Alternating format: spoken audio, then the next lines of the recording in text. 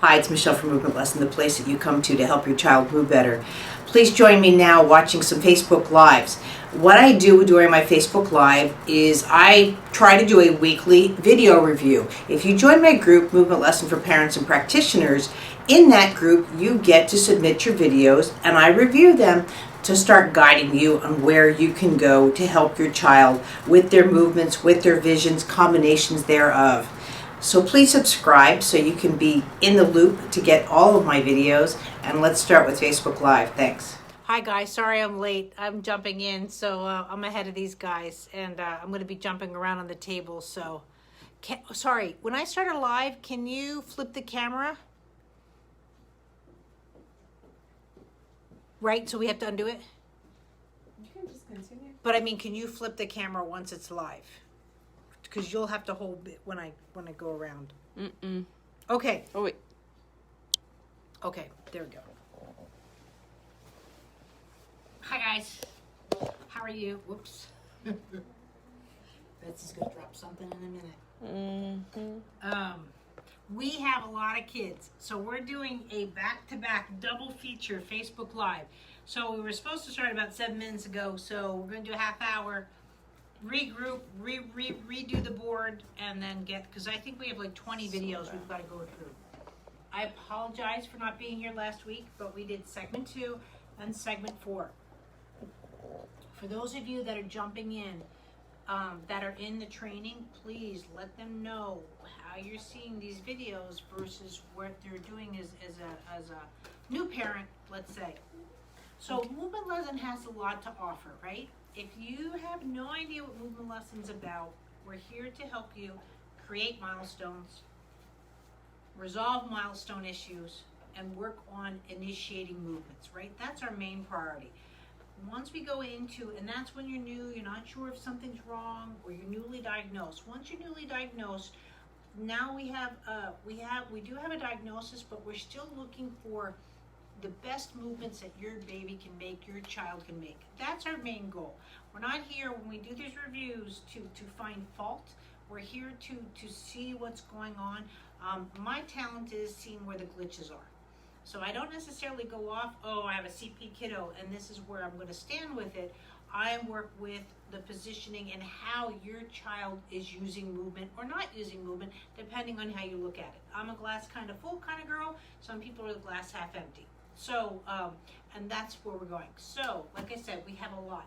We're going to start off with Luis. So, with Luis, I would like you to work on, right? I know you have, quote, mild CP. He's walking. He's great. He's also adorable, right? So, I'm saying that positively, but your child is going to have a harder time getting conventional help because you're not so bad, which is a good thing. But what we're looking for is, I don't care, we want optimal movement. I don't care if your child's going to Harvard. I'm looking for optimal movement, right? So what I would really look on is his vision. His vision is not separating from the body. So if you notice, everything he's doing is with, and that's where you're seeing he's having a hard time midlining. So I would assume throwing a ball is kind of difficult because, again, I've got to cross midline and do all that. It's on this side. Okay. Continue. So anyway, so when you're doing that, so his vision is same. It's not crossing midline. His nose might be crossing, quote, midline, but his vision is not. That would be, again, something like this for this. Especially that left side, he can look, but getting that peripheral vision kicked in, so that's where I would go after him, is look at that. So if you haven't been to an ophthalmologist, I know we're on lockdown, that would be something I would be looking at. I have a free PDF on how to have a successful, because we just want to make sure it's not a structural, like a light stigmatism or something that's just enough to wanting to pull the eye in. I'm not saying the eyes are off, but again, if people have a stigmatism wants to pull in. So that's where we go after. Also, if you go right here to the units in your Facebook group, crossing the chest more so with that midline and doing all that. And then eventually you're going to want, again, to separate the vision. So you're stimulating the chest, crossing midline, and going from there. Thanks. Simranjit, I hope I'm saying this correctly. I apologize if I am not. And I'm actually going to wait right now to the next Facebook Live. The video shot that I have of as a memory is not telling me. Oh, let me go to my board. Okay, scissoring. Okay. So this is where we have a backup system. I get a screenshot and then I have my notes. So your question is how do I help my child from scissoring? What we have to do is help stop the vision from scissoring, right? So when you have the eye that goes in, and this is where again Savitri's been nice enough to mention going to the ophthalmologist, right? And she's a practitioner as well, so she's helping you with that. The eye is coming in, so we need to know the structure of it. I would highly recommend the patching course as well to start seeing the character of the eyes. But no offense, if the eyes are going to scissor, the scissor wants to continue within the system, right? It's my eye out that brings my heel toe. My eye out brings my heel toe. If my eyes are scissoring like this, right, I tend to want to pick up versus step out. And all of you guys can do that. Leave your eyes alone and feel pedal to the metal, like you're doing for the gas driving a car, right? That motion. Cross your eyes. It's hard to press down, get that heel down. You actually want to pick up the thigh. And that's why a lot of the kiddos are scissoring. They'll still go after the adductors, and you still want to do pelvic work. You have to do it with some vision, right? Because if the vision scissoring, it's going to continue on down. So definitely working on the pelvis, but I would really consider the patching course, and I'll have the links below to help you there. But the patching course will be most efficient when we know what the structure of the eye is. Yes. Laura, I would still love either hip x-rays or better video. Like I just mentioned in my last one, I don't know what the vision's doing, right? But what I will say, I'm on the table for this. And I have a video on this. The reason I'm concerned with the hips, when you have hips, our hips go in on an angle, and so no matter what I do, if I'm here, again, my vision will counter, and that's how a baby starts to develop. When I'm seeing, and this is where I'm concerned with the left hip, typically, even if I have CP, I bring my leg up, right? There's a counter, right? But what she's doing is when she's activating the leg, it's counterposing. And I'm concerned, I want to know first of all to rule out that it's not either the femur head's growing straight or you have a subluxance issue, right? Again, you're seeing the spasticity, but I'm concerned for structure. I would like to rule that out. Some people might say the hips are good, but they're not looking at the femur head. Because again, when the femur head goes straight and I go to lift up, see how my hip wants to go down. Typically, if I were to go lift my leg up, right, I would be up here because I'm using rotation. See how my hip goes with the hip, right? Versus if I'm doing this and my hip's coming this way, right? So that's just a different organization of movement, and I want to make sure, again, that that hip is slowly not in danger. I would know better if I had the vision with that, because again, I have a feeling her vision looking at the hips is more side to side versus again having a convergence, that kind of look, which is also a counter issue because the vision's going to the left or going to the right, and I would love to see the hip x-rays to give you more advice. So with that, I would probably have to work on the strengthening of the convergence, the binocular vision, that long, like me looking at you right now, versus trying to find you, right? Again, people see that as spasticity, but again, it could be the eye function. And also I would like to rule out, just to make sure that the hips are good for functional movement. From that, I would go at the pelvis and that chest crossing that midline. That would be my first one, is the chest to start crossing, especially when it's not crossing through the pelvis, and go from there into the spine.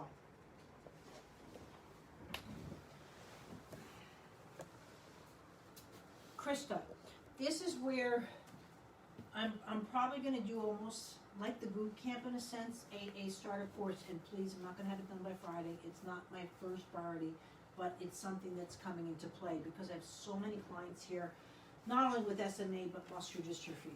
What people don't realize when they're dealing with muscular dystrophy, since the rotation, the whole point of SMA is the rotation leaves the muscles. So with Spinraza and stuff, you're bringing back, where you're stopping the progression of SMA, you're not bringing back the rotation of the muscles.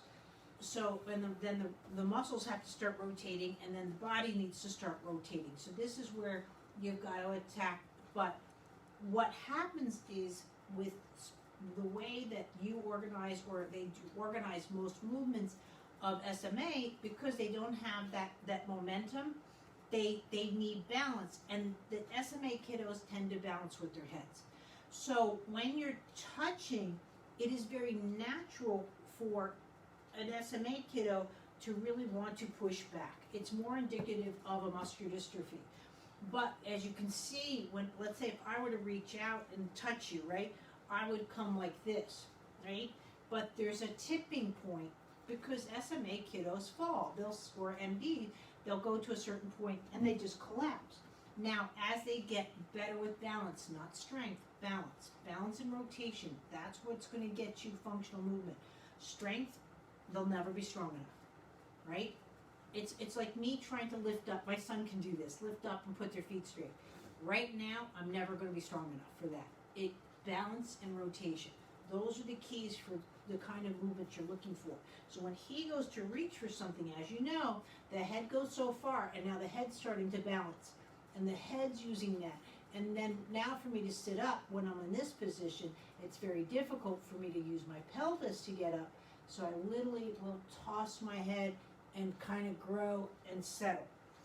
That's the brilliance too with our kiddos, with SMA, thank goodness, is they are so cognitively aware to work with balance issues and coming around, right? But because of that, their counter-opposing movements are completely different than, let's say, for you or I. So your job getting in there, and that's what was great with boot camp, but you really want to continue for your home therapy program to consider segment 1, let's say, what's coming in August, to really get in there and really start working with different balance techniques that are going to go through the pelvis, right? And go here, right?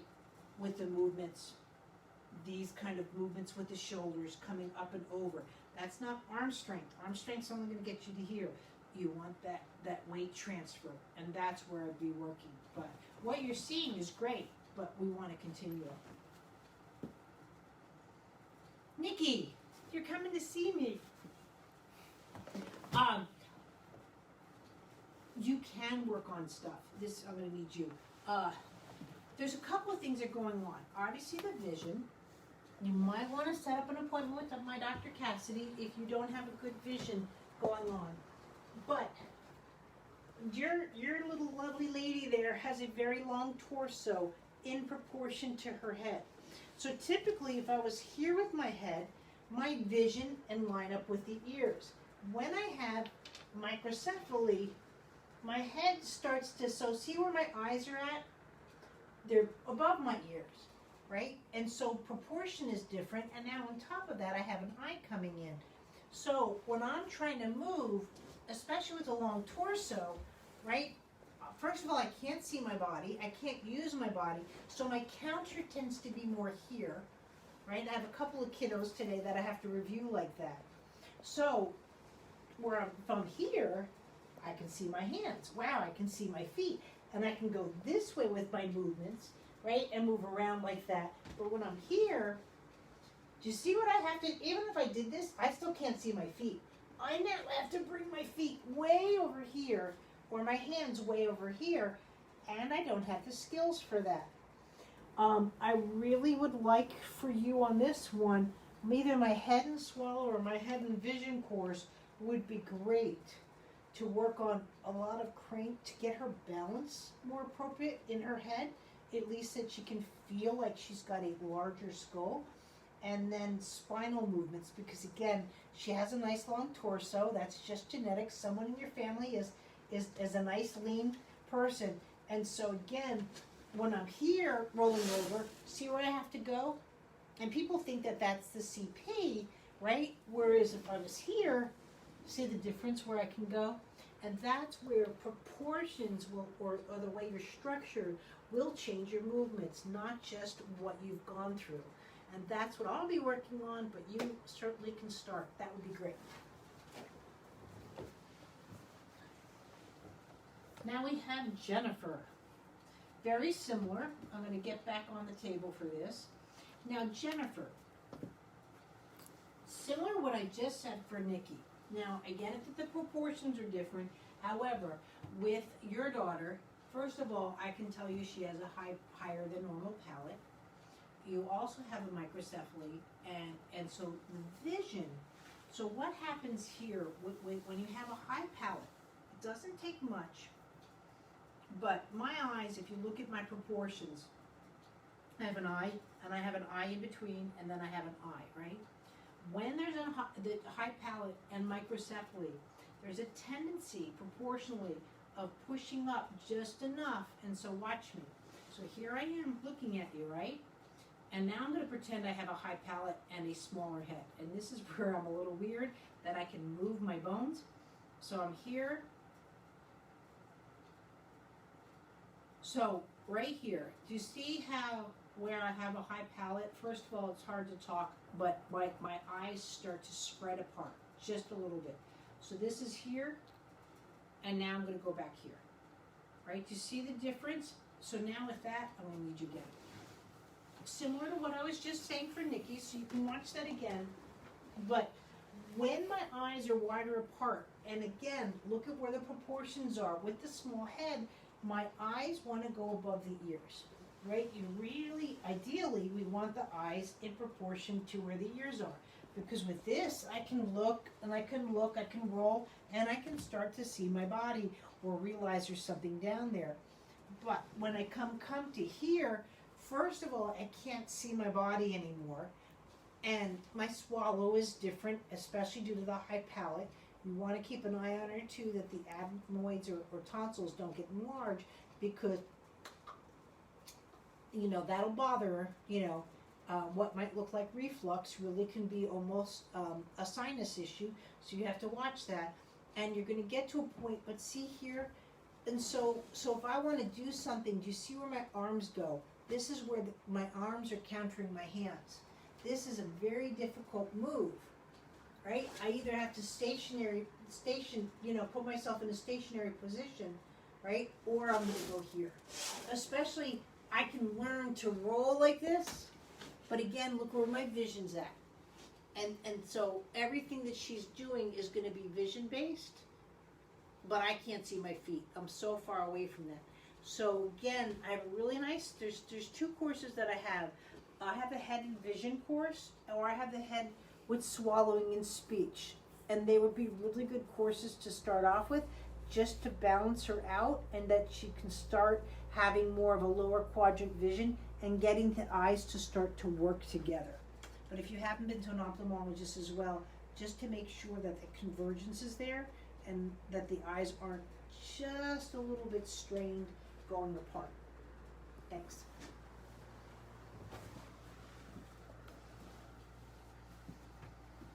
Angel. Okay, I screenshotted again down below when I said get ready for Facebook Live, so I don't know if you've seen it. The eye's turning in. It might not be all the time, but the eye's turning in. And where I say it's not low tone, it's vision. I didn't have time, but I have it right in my vision section here up on the unit. If you go up to the Facebook where it says units on vision, I have a thing on rolling over in vision. What is looked at is low tone, is the eyes are off synchronized. So I'm not going to necessarily do roll around because it's in the video, so just supplement what I'm about to say with that video. But if I can't scan, because my eye, my eye is in, now I have to scan with my left, and guess where I'm at? You know what I mean? My tendency to fall down. So that's where he's having problems, and where he's stuck here, or he's moving more here, but you're seeing it in one area, but it's really because he's trying to keep his vision to a point. He's very smart, but his vision is off, and so his ability to look is difficult, and so he will guide his body around the eyes. And so it throws his counter, and guess what? And it throws balance more often than it wouldn't. And it's looked at as he's, quote, not being strong enough. He's more than strong. And then on top of that, where you're then having the problem, and I'll take you here, Betsy, sorry, is when I'm on my belly, right? When I'm here, that's where you're seeing more of this kind of, it's not an army crawl. So if he saw something, right, or if he was more cross-eyed totally, then you would see the army crawl. But because one eye is going in, right, this is where you're seeing one hip to one eye, and what's happening is that he's not able to cross midline because I can't scan my vision on both ways. And that's where you're seeing the hips thing. So the bang for the buck, meaning where you should start, vision, right? I know we're in lockdown. An ophthalmologist is in your future. Definitely look. I have a PDF on how to do the ophthalmologist or get a more successful appointment. And then I would look at, see if he needs a patching program, but we need to draw his eyes out, right? So if you need to patch and the doctor says you can patch, I'm your girl. I have a great patching course because you want to bring the eyes, first of all, to center vision, and then they need to work together going in and out. And that's why he stays very close, but he's not exploring long because seeing long is hard for him. I have a feeling his eye going in might be intermittent, and that again will throw him, meaning it happens not all the time. Maybe when he's more tired, but it is affecting his range or mobility from the right and the left because the eye wants to come in versus going out. Priyanka,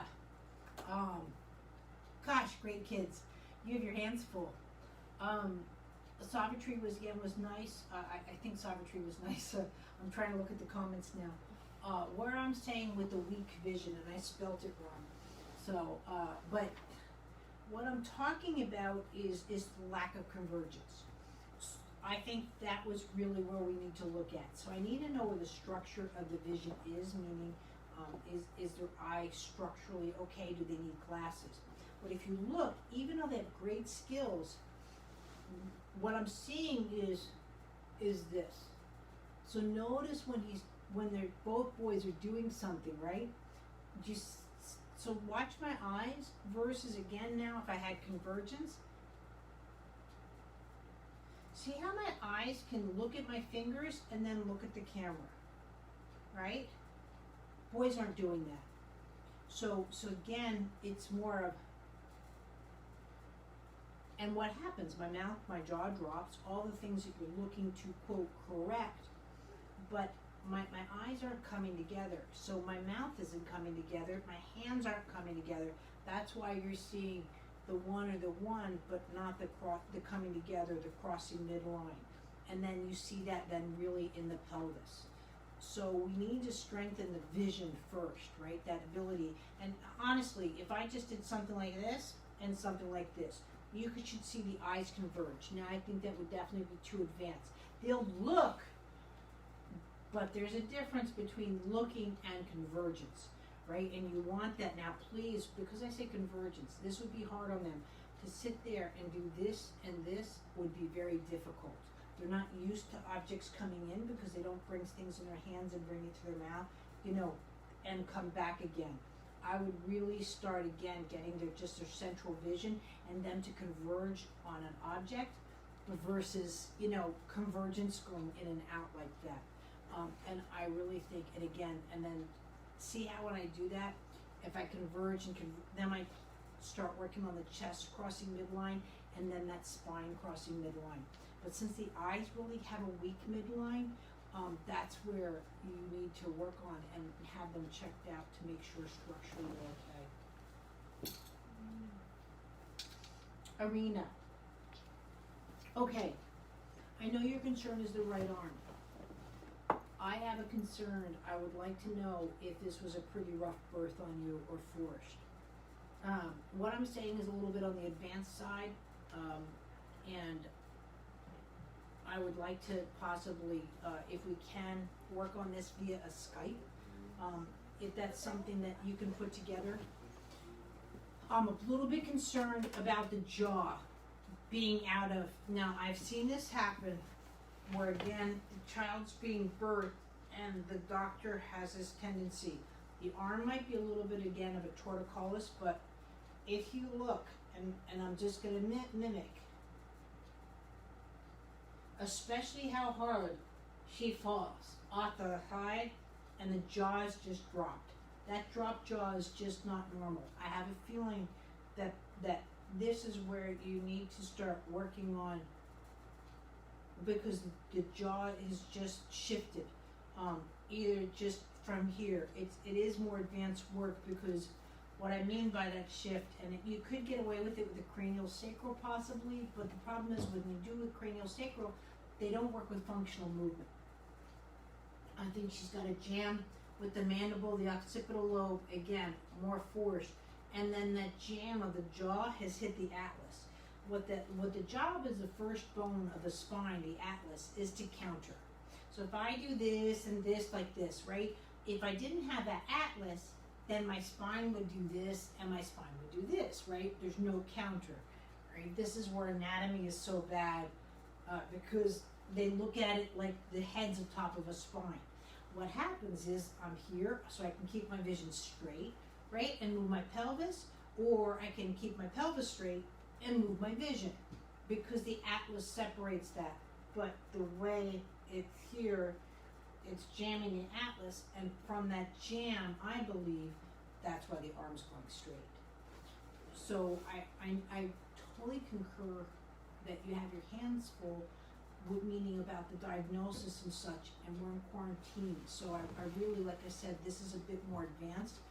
Possibly a pediatric chiropractor as well, but you still need a movement specialist in your life. So I could do the work, right?